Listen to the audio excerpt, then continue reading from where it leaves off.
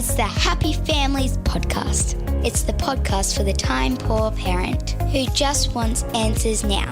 A few weeks ago on the Happy Families podcast, we had a fascinating and genuinely fun conversation with Deb Blakely about kids, lunchboxes, fussy eating at school, and all the challenges around that. Hello, this is Dr. Justin Coulson. I'm the founder of happyfamilies.com.au and the parenting expert on Channel 9's Parental Guidance. Season 2 is getting closer now. And Deb joins me again today. Deb Blakely is the founder, director, and lead accredited practicing dietitian of Kids Dig Food.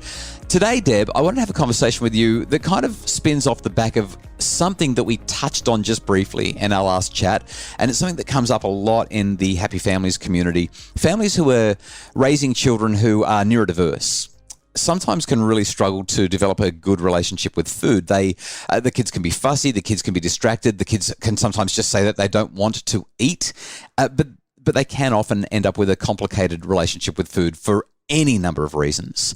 Where would you like to start with this? How do we as parents support neurodiverse kids with having a really good relationship with food? Yeah, this is a topic that's really close to my heart, Justin. And I guess the key thing here is to think about, is everything that we're doing neurodiversity affirming? And I'm not sure if you've had any podcasts that you've done around what neurodiversity affirming approaches are. And it goes right across anything that we do to support neurodivergent kiddos and adults as well. And so I think in the context of food, we need to be thinking, okay, this kiddo is going to likely have a very different relationship with food than I do. Perhaps if you're not neurodivergent. And even if you are neurodivergent yourself as an adult, your child is likely to have a different relationship with food anyway. And I guess what I mean by that is that we can't look through the lens of the typical when we're supporting neurodivergent kids. How does that land for you? It makes perfect sense. I mean, we've got kids who are responding to their environment, they're responding to food, they're responding to us in ways that are not consistent with what we see in typical development. So it would make sense to me that we would want to provide them with a supportive approach, but we really want to be attuned to them and what their needs are, right? Yeah, absolutely. So the way that can look like in practice is that family meals may look different for a family with a neurodivergent kid, and there's usually more than one neurodivergent person in a family, so sometimes we're managing the needs of a few different people. As you know, neurodivergent people, some of the ways that can look is, sensory challenges or sensory differences. I like to use the word differences these days, and apologies to any neurodivergent families out there if I get words wrong. I'm a lifelong learner as well, so I'm doing my best to be as neurodiversity affirming as we speak as I can. But please be gentle if I slip up.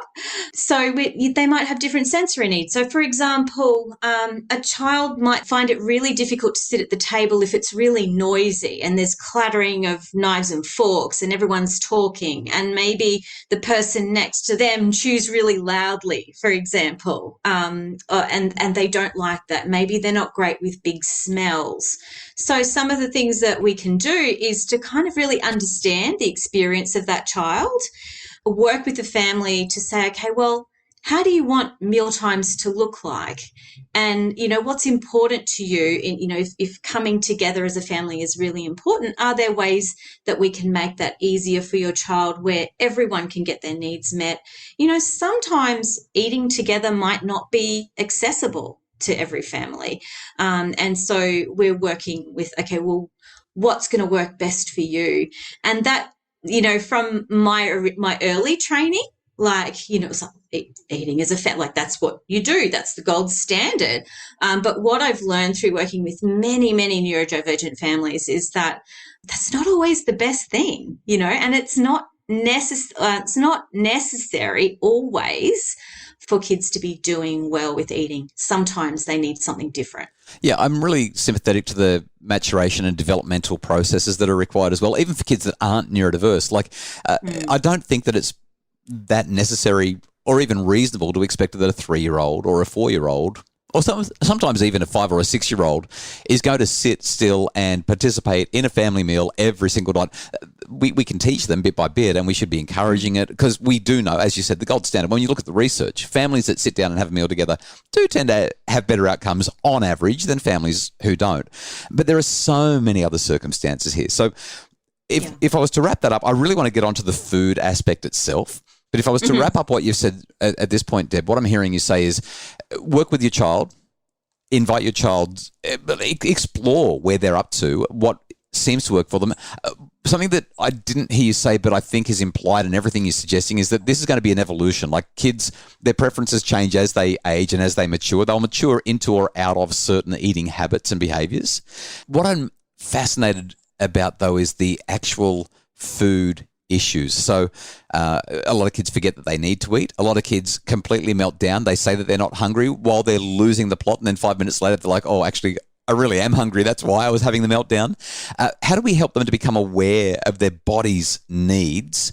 And the second thing, something that I've seen a lot, is that neurodiverse kids tend to, on average, be less inclined to eat foods that are going to be more sustaining and nutritious for them. They do tend towards either the sugary or the junky or the white or yellow foods that don't give them the same level of sustenance as the rainbow, the colourful foods that we usually want to encourage our kids to eat. Can you touch on each of those two questions for me? Yeah. So first up, forgetting to eat. There can be lots of reasons for that.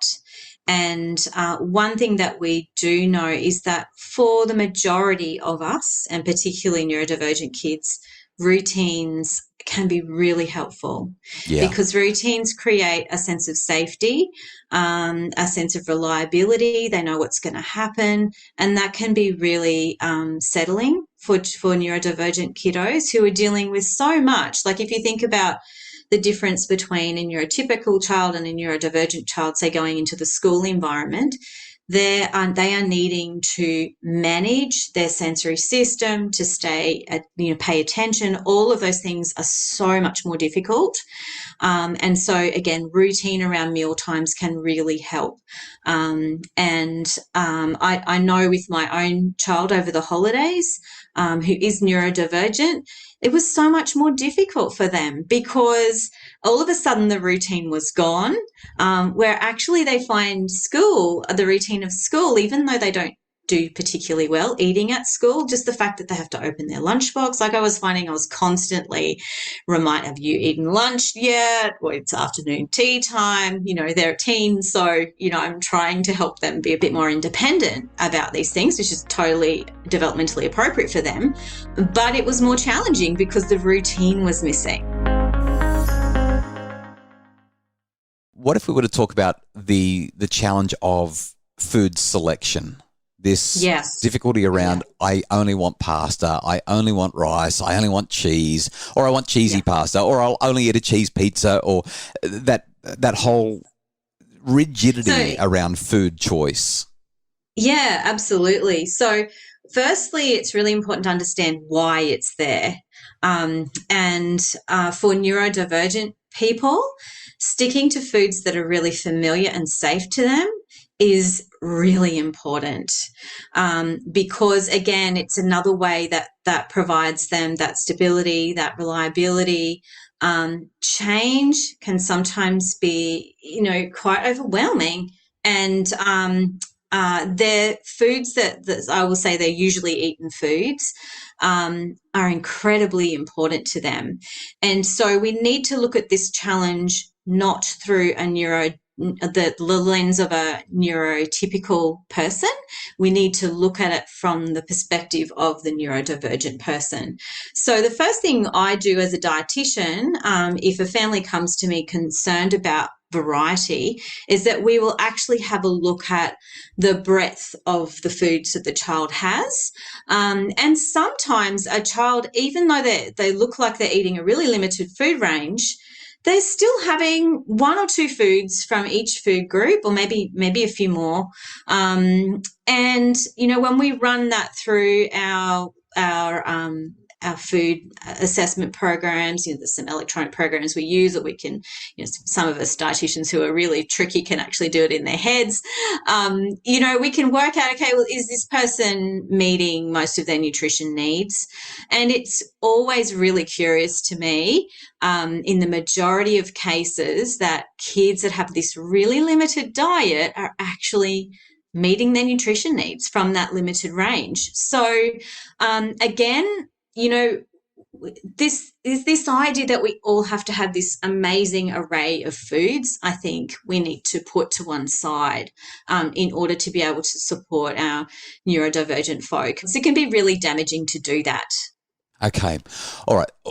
I love talking to you, Deb, because these conversations tend to remind me, I'm a little bit extra when it comes to food. I want the kids to be getting my mum trained as a dietitian, and so I've had it ingrained in me that you've got to eat the wholemeal bread, and if you can get seeds in, that's even better. And I've had it drummed into me that you need to eat the rainbow. The more colourful foods that are on their plate, the better. And things like eggs have got I can't remember what it is, a nutritional value of 1. Apparently that's a really good thing. And so all of these things have been drummed into me. And while I know from a parenting point of view how important it is that my kids have a voice and that things are predictable and they feel safe and all the things that you've talked about, the conversations that I have with you remind me to just stop sweating the small stuff, make sure the kids are eating, make sure they're not malnourished, and they'll probably be okay.